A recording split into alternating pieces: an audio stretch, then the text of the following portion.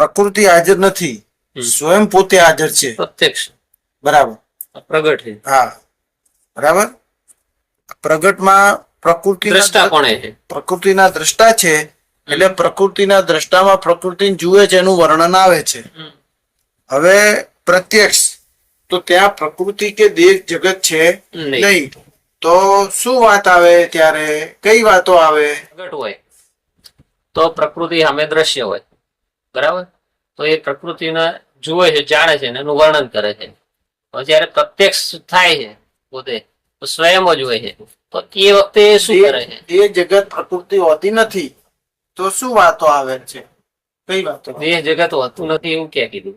પ્રત્યક્ષ પોતાનો બોજ કહે ને કે તારા વિશે નથી, એમ જ છે ને. અધિકારી નથી. કોને કે આવા અધિકારીઓ એને કે પ્રકૃતિ નથી. એ અધિકારી હોવો છે નહીં. હા, એ સામે છે ને એ પોતાનું સ્વરૂપ દેખે છે, આત્મા જ હોય.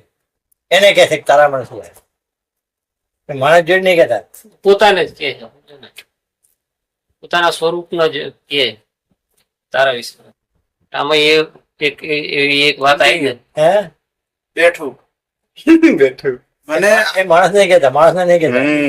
એમને માણસ દેખાતો જ માણસ નહીં. દેખાતું જ જગત કારણ કે પોતે માણસ નહીં લે, એમનો માણસ દેખાતો જ નહીં. એ તો બરોબર રૂપે જોવે છે કે ભાઈ તારા માણસ એમ કે જગત જ નથી તારા માણસ. સમજાઈ ગયું? સમજાઈ ગયું? હોઈ જાય. સમજાઈ ગયું હોય તો હોઈ જવાની છૂટ. સમજી ગયું, જાગી જાઓ. સમજીને ઉડી જાઉં. જાગી ગયા ને, સમજી ગયા તો. બીજા જે માણસ હોય ને અજ્ઞાની સમજે પેલા, હા. આટલો બધો ફરક. અજ્ઞાની છો અને તમે આત્માનું જ્ઞાન કરો,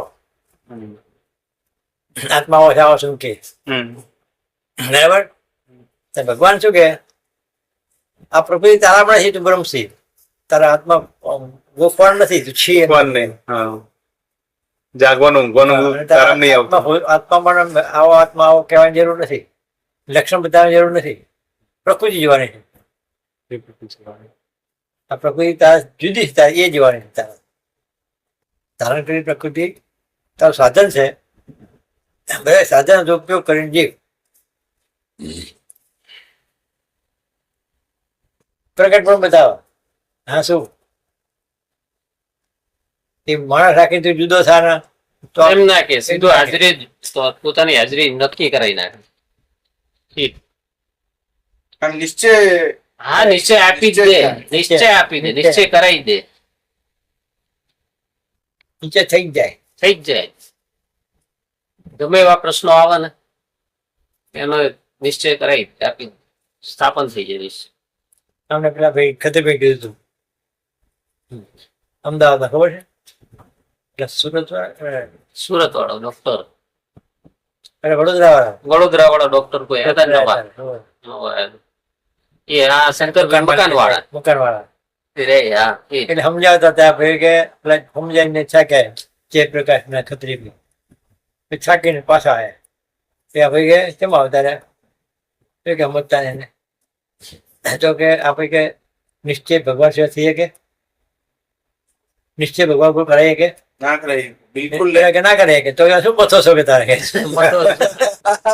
હા, મહારાજ હતા ને આયા હતા ને કીધું. આ કે તારે શું પથો છો કે નિશ્ચય અમદાવાદ ના સમયમાં, અમદાવાદ નો પહેલો સમય તો કે શું પથો નિશ્ચય નાખી રહ્યા તારો. હવે અમે પછી આવ્યા, પછી મને થોડો અવાજ આવ્યો કે લાનો નિશ્ચય કરાવ. વાત કરવા બેઠો ને તે થોડી વાર સમજણ પડી જાય.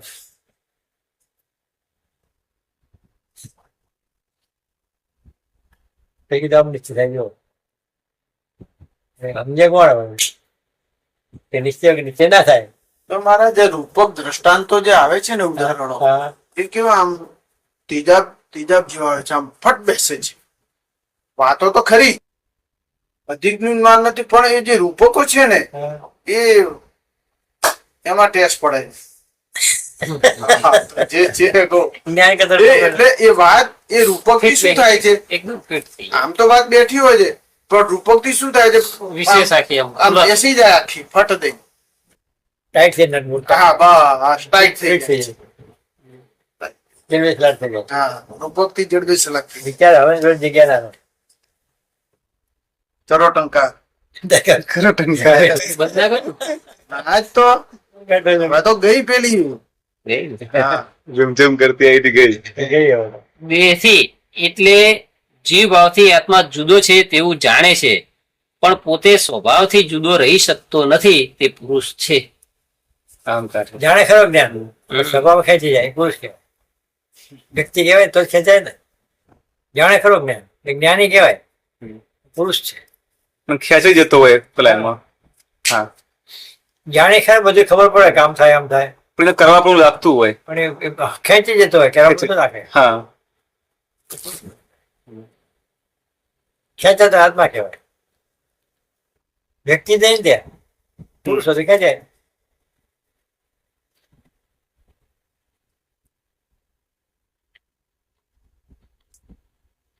દ્રષ્ટાપદ અથવા આત્મવિચાર. જીવનને દ્રષ્ટા જ્ઞાતાપણે જુદા રહીને જોવે છે તે આત્મવિચાર છે, ને તે તું પોતે જ છો.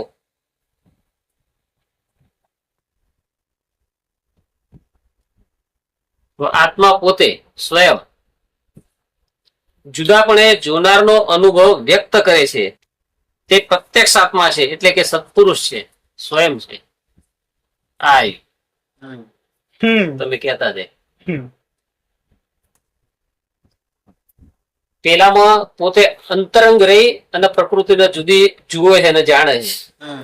એ તત્વ પ્રગટ છે, પ્રગટ વિચાર દ્રષ્ટાપદ. નોખાપણા વિચાર. અને આ પ્રત્યક્ષ વિચાર છે એ જુદાપણે જોનારનો અનુભવ પોતાનો વ્યક્ત કરે છે, એ સ્વયંપણું. વ્યક્ત નહીં કરી શકતો.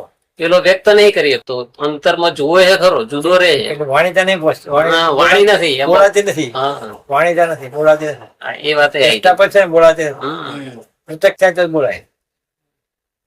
પ્રત્યક્ષ એટલે પ્રગટ પ્રત્યક્ષ પ્રગટ નહીં. નહીં, પ્રગટ એટલે પ્રગટ એટલે દ્રષ્ટાપણું, પ્રગટ એટલે દ્રષ્ટાપણ. પ્રત્યક્ષ એટલે હાજર.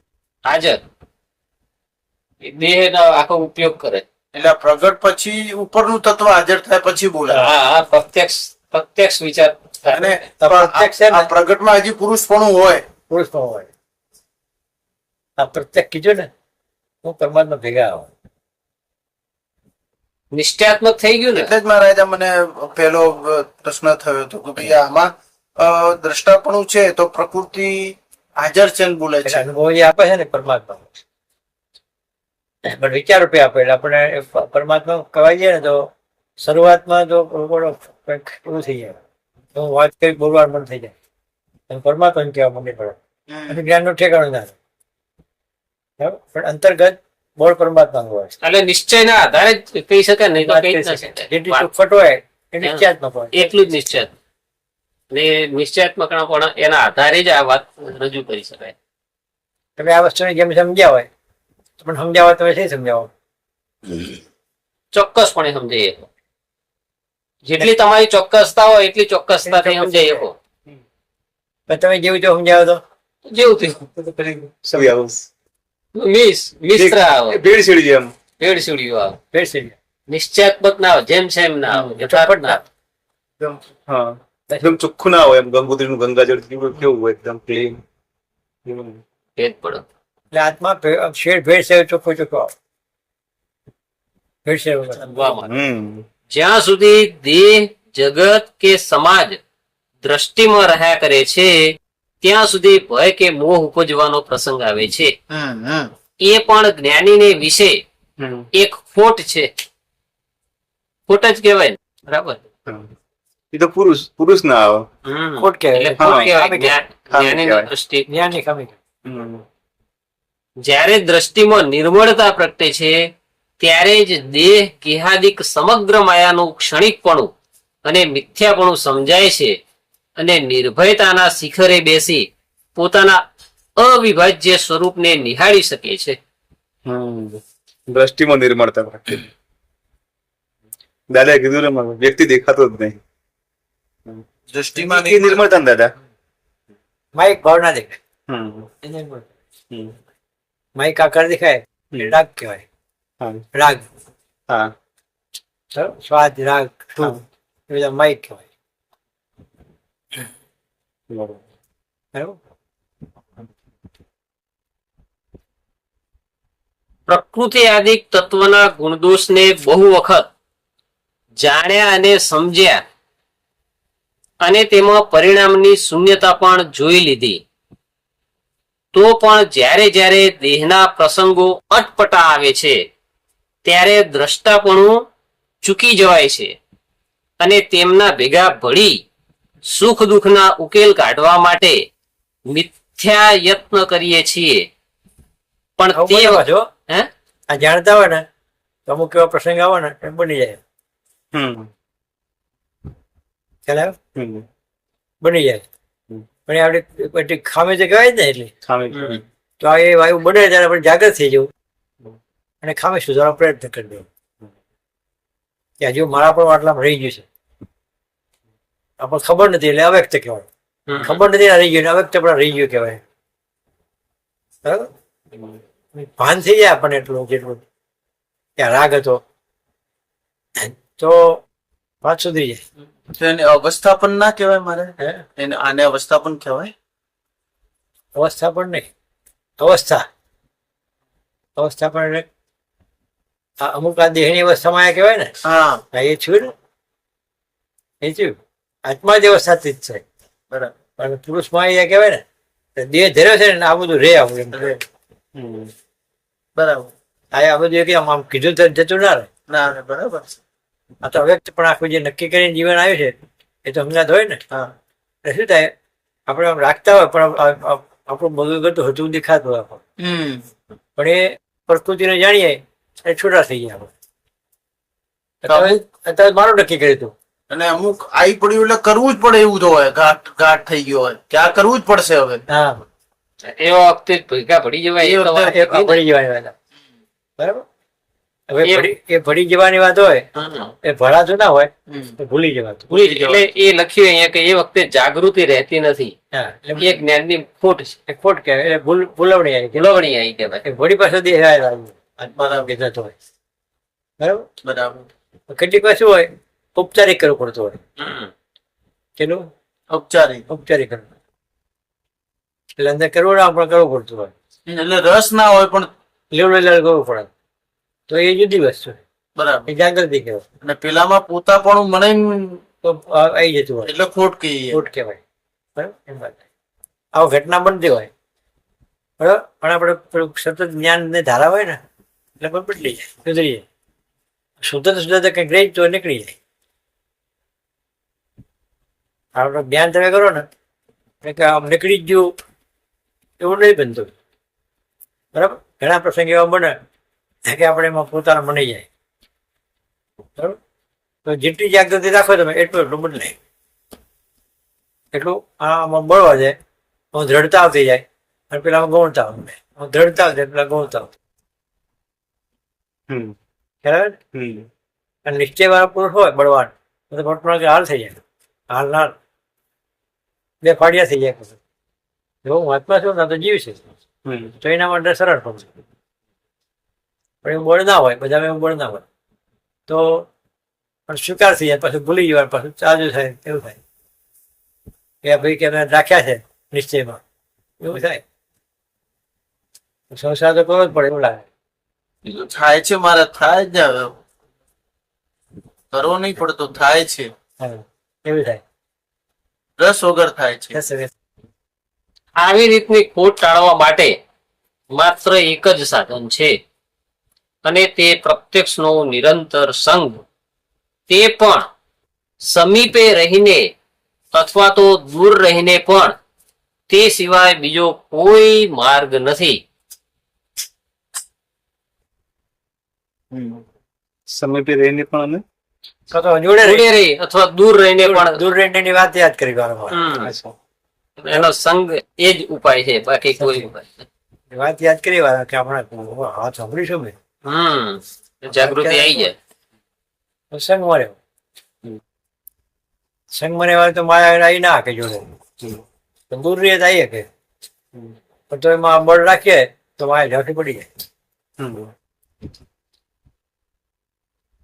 જે જે કઈ વર્તમાન કર્મ શુભાશુભ થઈ રહ્યું છે તે પૂર્વને જ આભારી છે અને પૂર્વના કર્મ પણ દેહના જ નિમિત્તે ઉપસ્થિત થયેલા છે. પરંતુ શુભાશુભ કર્મ માત્ર સાથે આત્માને કશો જ સંબંધ નથી. આત્માનો અપૂર્વ પુરુષાર્થ માત્ર એક જ છે, અને તે જ્ઞાન. જે જ્ઞાનમાં ફક્ત પોતાનું અને પુરુષાધારનું અસ્તિત્વ જ સ્વીકાર્ય છે તે રહેવા પામે છે. બરાબર, આટલો જ પુરુષાર્થ એક્સ્ટ્રા પણ રહેવું કે